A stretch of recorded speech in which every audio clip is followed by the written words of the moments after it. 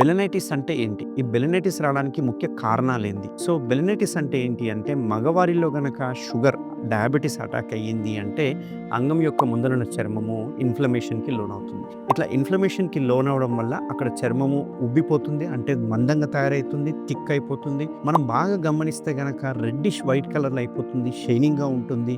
మీరు వెనక్కి బలవంతంగా వెనక్కి ట్రై చేస్తే గనక అక్కడక్కడ క్రాక్స్ ఫార్మ్ అయితుంటాయి, చిట్లిపోతూ ఉంటాయి. అక్కడ నుంచి మూత్రం పోసినా గానీ, ఇంటర్‌కోట్ చేసినా గానీ విపరీతమైన మంట, నొప్పి ఉంటుంది.